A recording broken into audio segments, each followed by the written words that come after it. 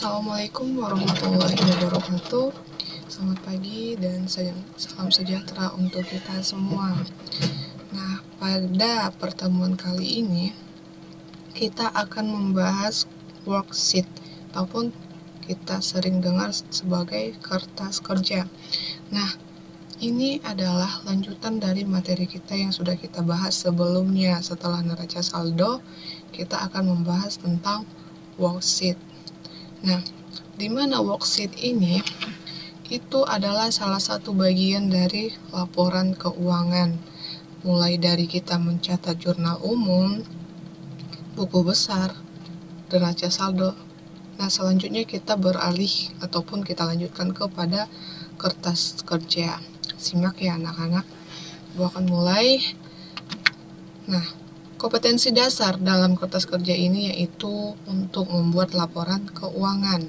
Sedangkan tujuan pembelajarannya yaitu siswa mampu membuat laporan keuangan dengan baik. Oke. Pengertian dari worksheet ataupun kertas kerja adalah suatu daftar yang berlajur atau berkolom guna untuk mempermudah dalam penyusunan laporan keuangan yang benar. Nah, semua dari transaksi ataupun jurnal yang kita buat, mulai dari jurnal umum, buku besar, serta neraca saldo itu tujuannya adalah untuk mempermudah penyusunan laporan keuangan. Kenapa? Karena di dalam laporan keuangan kita harus mengerjakan yang dari tahap pertama tadi, yaitu mulai dari jurnal umum. Mulai dari transaksi-transaksi dulu kita ketahui, kemudian kita masukkan ke dalam jurnal umum. Setelah dianalisa di jurnal umum, baru kita masukkan lagi ke buku besar. Nah, di buku besar kemarin, Ibu ulangi lagi, dengan mengingatkan kepada anak-anak, kalau di buku besar itu adalah penggolongan akun-akun mana yang serupa, itu kita masukkan dalam satu akun. Itu adalah penggolongan akun di buku besar. Setelah kita golongkan ataupun kita gabungkan dengan akun yang sama, maka kita akan proses di neraca saldo. Nah, setelah itu masuk kita ke kertas kerja.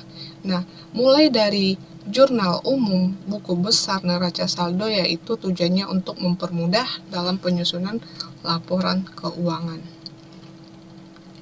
Baik, kita lanjut. Nih, ada bentuk-bentuk kertas kerja. Nah, yang pertama bentuk kertas kerja ini ataupun worksheet ini adalah bentuk 6 kolom.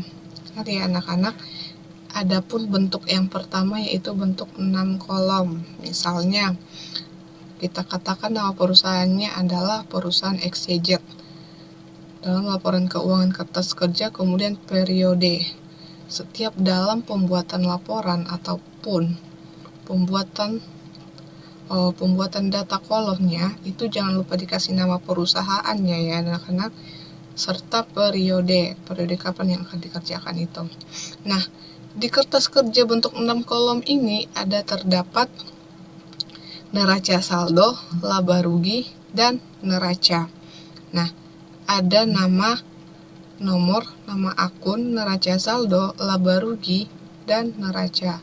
Nah, di bentuk 6 kolom ini tersedia ada 3 akun dari neraca saldo, laba rugi, dan neraca. Itu dia kalau bentuk 6 kolom.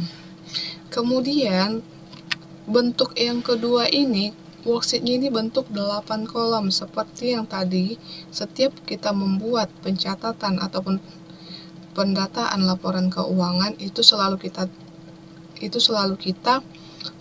buat tertera nama perusahaannya ataupun judulnya. Kita buat apa nama perusahaan tersebut, terus periode keberapa perusahaan tersebut. Nah, kalau dibentuk 8 kolom ini bertambah dia anak-anak, itu dari ada nomor, nama akun, neraca saldo, penyesuaian, laba rugi, dan neraca. Nah, kalau yang dibentuk 6 kolom tadi, akun penyesuaian itu tidak masuk ya anak-anak. Tapi kalau dibentuk 8 kolom ini, akun penyesuaian dimasukkan. Itu akun penyesuaiannya setelah neraca saldo. Nah, di neraca saldo ini setelah kita masukkan semua akun, itu bisa kita sesuaikan, misalnya dalam pengerjaan AJP. Nah, di pengerjaan AJP ini ataupun jurnal penyesuaian ini, itulah yang kita akan masukkan ke akun penyesuaian. Setelah itu baru kita melakukan penambahan atau pengurangan atau pemasukan akun itu di kolom laba rugi. Setelah di laba rugi baru kita masukkan ke neraca perhitungan yang sudah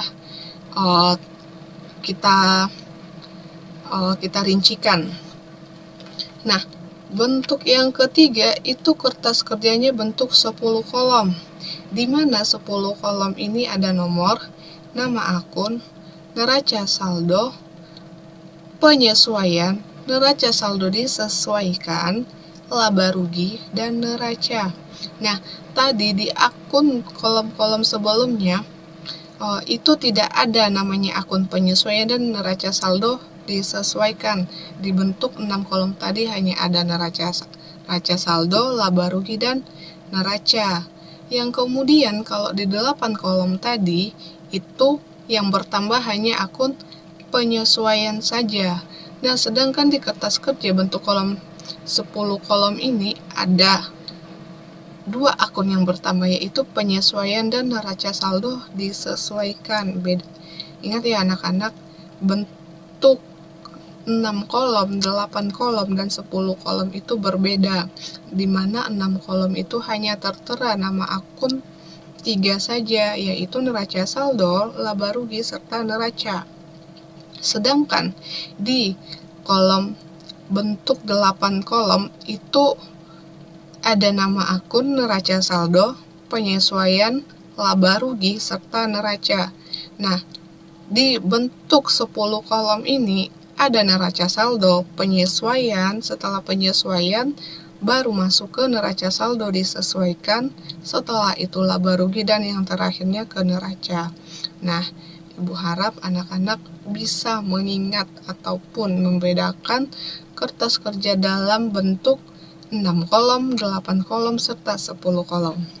Nah, Ibu ingatkan sekali lagi, saat kita pencatatan laporan keuangan ataupun saat kita pencatatan kertas kerja, jangan lupa membuat nama perusahaan serta periode transaksi yang akan kita kerjakan. Oke, selanjutnya, nah, di neraca saldo ini kan ada nama akun tadi, neraca saldo, penyesuaian, neraca saldo disesuaikan, laba rugi, serta neraca. Sebelum masuk ke situ, apa sih yang dimaksud dengan akun-akun tersebut? Kenapa harus akun-akun yang tersebut yang masuk dalam kertas kerja? Nah, di sini kita bahas yang pertama itu kolom neraca saldo. Nah, anak-anak, kolom neraca saldo itu diisi dengan data yang diambil dari neraca saldo yang telah dibuat sebelumnya. Nah, yang pertama kali saat kita mengerjakan transaksi perusahaan jasa, yang pertama kita kerjakan yaitu menganalisa transaksinya. Setelah itu, kita lanjutkan ke jurnal umum. Nah, di jurnal umum ini membahas apa-apa saja akun yang sudah bertambah ataupun berkurang, baik itu dia pendapatan, harta, modal, dan lain-lainnya. Nah, di jurnal umum ini kita bahas. Setelah di jurnal umum, masuk kita ke buku besar. Di buku besar ini kita golongkan lagi akun-akunnya, di mana anak-anak, setiap pendapatan itu kan tidak terjadi satu kali transaksi, pasti ada beberapa kali transaksi. Begitupun dengan akun lainnya seperti membeli peralatan ataupun perlengkapan. Apa saja yang berkaitan dengan yang menambahi kas ataupun yang mengurangi kas, itu kita golongkan ke dalam buku besar. Nah, setelah di buku besar ini selesai, semua akun sudah kita golongkan, masuklah kita ke neraca saldo. Nah, ini dia neraca saldo yang akan ataupun dasar yang akan menentukan laporan keuangan yang akan kita buat. Karena di laporan kertas kerja ataupun worksheet itu, kolom neraca saldo lah yang pertama yang harus diisi. Makanya pada saat pengerjaan neraca saldo, tentukan dulu jurnal umum serta buku besar yang kita kerjakan itu adalah benar, sehingga tidak ada kesalahan dalam pencatatan di neraca saldo. Nah, itu kalau kolom neraca saldo ya anak-anak, berarti neraca saldo yang sudah kita kerjakan setelah buku besar itu kita pindahkan lagi akun-akunnya ataupun jumlah akunnya kepada kertas kerja. Nah, itu yang kita pindahkan ke kertas kerja pada kolom neraca saldo. Nah, yang kedua, kolom penyesuaian. Nah, kolom penyesuaian ini diisi dengan data penyesuaian yang diambil dari penyesuaian yang telah dibuat sebelumnya. Oke, baik.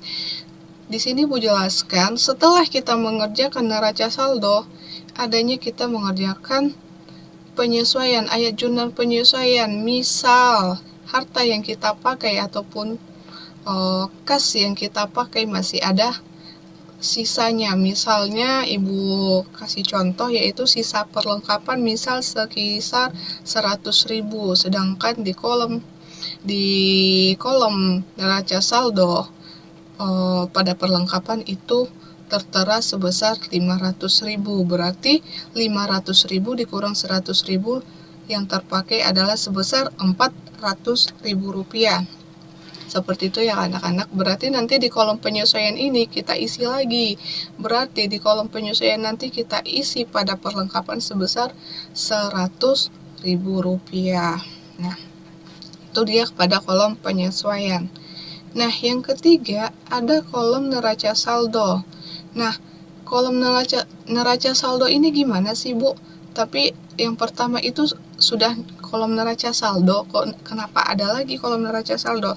Nah, maksudnya di sini anak-anak, kolom neraca saldo setelah penyesuaian itu neraca saldo yang sudah kita sesuaikan setelah kita lakukannya pengurangan ataupun penambahan dari akun neraca saldo pada akun penyesuaian. Nah, di mana kolom neraca saldo disesuaikan ini diisi dengan nilai-nilai akun yang di neraca saldo disesuaikan yang diperoleh dari neraca saldo yang telah disesuaikan dengan dari data jurnal penyesuaian.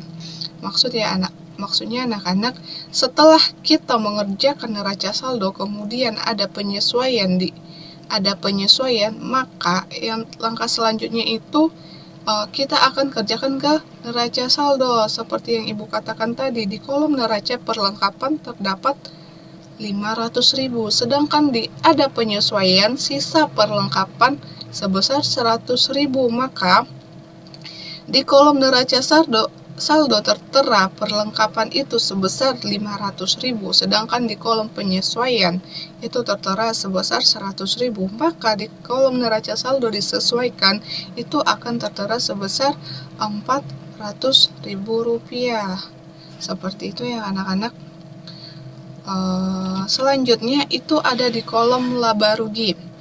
Tadi kan ada kolom neraca saldo, kemudian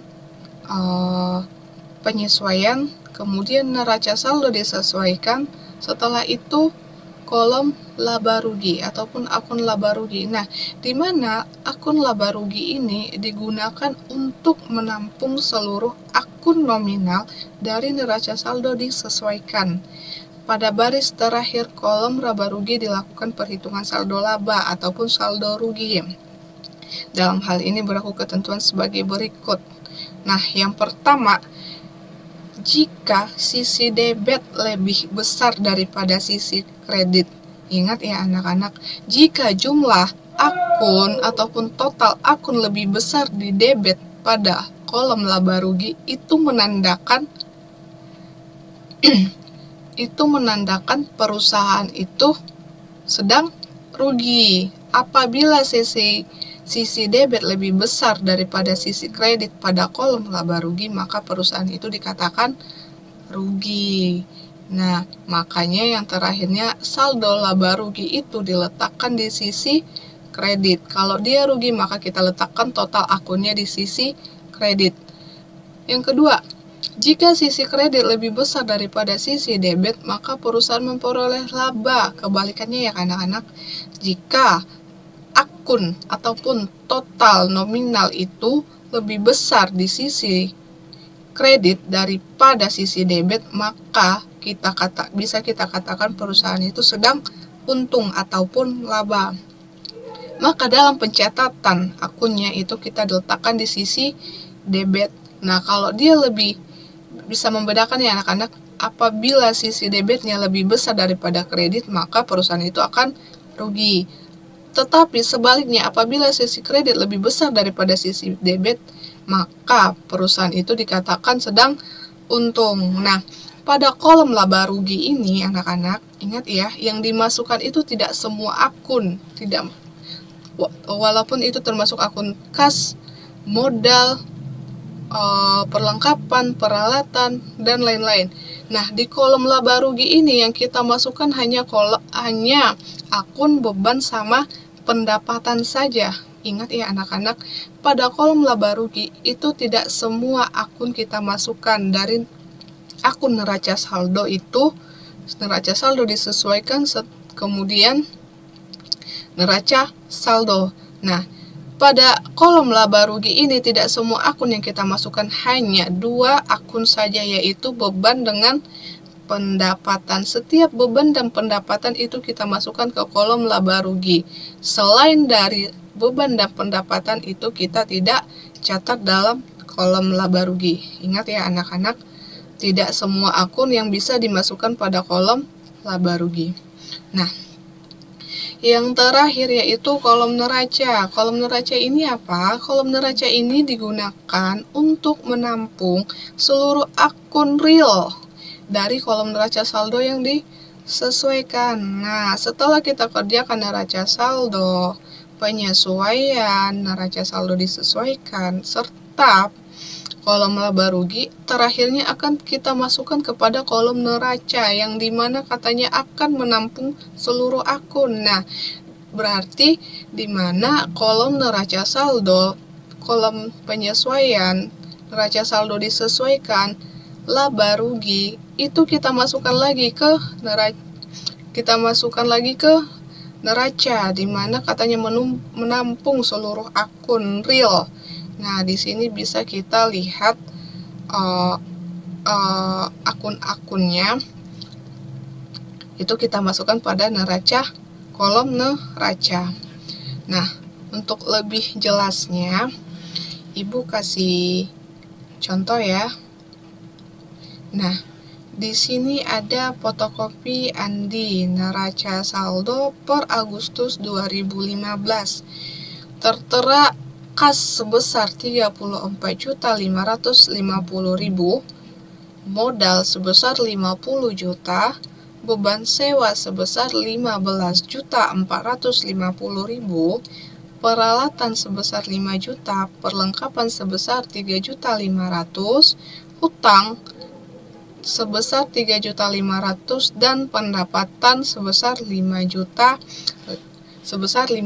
Maka tertotal dari semua akun ini adalah sebesar Rp58.500.000. Nah, setelah kita mengerjakan neraca saldo, maka akun ataupun laporan ini akan kita pindahkan lagi kepada worksheet ataupun kertas kerja. Lihat ya anak-anak. Nah, di sini penyesuaiannya ada sisa perlengkapan sebesar 500.000 katanya. Tadi di perlengkapan ada sebesar 3.500.000. Maka 3.500.000 dikurang 500.000 tertotal sebesar 3 juta. Berarti yang habis dipakai adalah sebesar 3 juta rupiah. Maka kita lanjutkan ke kertas kerjanya, pengerjaannya. Perhatikan ya anak-anak. Nah, ini kita menggunakan dengan 10 kolom, di mana ada nama akun, neraca saldo, penyesuaian, neraca saldo disesuaikan, laba rugi, serta neraca. Maaf ya penulisannya seperti ini anak-anak. Nah, pada akun neraca saldo, kas itu tercatat sebesar 34.550.000. Nah, tidak ada penyesuaian ya, kita masukkan aja di neraca saldo disesuaikan dengan jumlah yang sama, kas sebesar 34.550.000. Kemudian di laba rugi, ingat ya anak-anak, yang di laba rugi itu yang dicatat hanya beban sama pendapatan. Nah, beban dan pendapatan berarti kas tidak termasuk dalam pencatatan laba rugi. Maka neraca yang terakhir yaitu sebesar kas sebesar Rp34.550.000. Yang kedua ada modal. Nah, di modal ini tertera sebesar Rp50 juta, maka tidak ada di akun penyesuaian ya anak-anak. Maka neraca saldo yang disesuaikan adalah kita tetapkan sebagai 50 juta. Kemudian di laba rugi tidak termasuk modal ya anak-anak, karena dia bukan bagian dari pendapatan ataupun perlengkapan. Bagian beban dan pendapatan, maaf ya. Nah, di neraca maka akan kita catat modal sebesar Rp50 juta. Nah, kemudian ada akun beban. Akun beban ini sebesar Rp15.450.000. Nah, di akun penyesuaian tidak ada akun beban. Nah, di neraca saldo ada sebesar, kita pindahkan lagi, sebesar Rp15.450.000 karena dia termasuk laba rugi beban, maka kita masukkanlah akun beban pada laba rugi sebesar Rp15.450.000. Kemudian di neraca tidak ada. Oh iya, kalau dia di neraca adalah kebalikan dari laba rugi, di mana beban dan pendapatan itu tidak dicatat dalam neraca, sedangkan di laba rugi yang dicatat hanya beban dan pendapatan saja. Ingat ya anak-anak. Kemudian akun selanjutnya ada peralatan. Akun peralatan ini di neraca saldo sebesar 5 juta, di akun penyesuaian tidak ada. Di neraca saldo disesuaikan ada 5 juta rupiah, di laba rugi tidak termasuk karena di akun peralatan, serta di neraca ada sebesar 5 juta rupiah. Nah, selanjutnya ada akun perlengkapan. Neraca saldo di kolom neraca saldo itu sebesar 3.500.000, di akun penyesuaian sebesar 3 juta karena sudah terjadi pengurangan. Kemudian di neraca saldo sesuaikan tidak termasuk, di laba rugi juga tidak termasuk, serta di neraca terakhir itu sebesar Rp3.500.000. Nah, pada akun selanjutnya ada akun hutang, di mana di neraca saldo ini hutang sebesar 3.500.000, di jurnal penyesuaian tidak ada. Maka kita masukkan di neraca saldo disesuaikan hutang sebesar 3.500.000, di laba rugi tidak termasuk karena bukan akun beban serta pendapatan. Nah, di neraca terakhir itu hutang tetap sebesar 3.500.000. Nah, akun selanjutnya yaitu ada pendapatan. Pendapatan di kolom neraca saldo ada sebesar 5 juta rupiah, di penyesuaian tidak ada. Di neraca saldo disesuaikan itu kita catat sebesar 5 juta rupiah. Kemudian laba rugi kita catat sebesar 5.600.000 rupiah karena termasuk dari bagian laba rugi, karena di laba rugi itu kita catat sebagai akun beban dan pendapatan, sedangkan di neraca itu kita tidak catat. Nah, selanjutnya ada beban perlengkapan, karena di penyesuaian tadi adalah perlengkapan. Nah, di neraca saldo perlengkapannya itu sebesar 5 juta rupiah. Nah, sedangkan di neraca disesuaikan itu sebesar 3 juta rupiah, di laba rugi sebesar 3 juta rupiah. Nah, kira-kira seperti itulah pengerjaan dalam worksheet ataupun kertas kerja. Ibu harap anak-anak menyimaknya ya. Nah, untuk mempermudah ataupun memperlancar kita dalam pengerjaan worksheet, Ibu memberikan tugas. Di sini ada bengkel Rusdi per Agustus 2010, di mana kasnya sebesar 50 juta rupiah. Yang kedua, akun modal sebesar 35 juta rupiah, beban sebesar 5.050.000 rupiah, peralatan sebesar 5 juta, perlengkapan sebesar 5 juta, hutang sebesar 10 juta, pendapatan sebesar 20.050.000 rupiah. Sehingga tertotal dari semua akun ini sebesar 65.050.000 rupiah. Nah, dalam neraca saldo bengkel Rusdi ini, Ibu memberikan tugas kepada anak-anak untuk melanjutkannya atau membuatnya kepada laporan kertas kerja. Nah, sekian yang dapat Ibu sampaikan. Apabila ada pertanyaan atau yang masih kurang mengerti, silahkan isi kolom komentar. Ibu akhiri dengan salam. Assalamualaikum warahmatullahi wabarakatuh.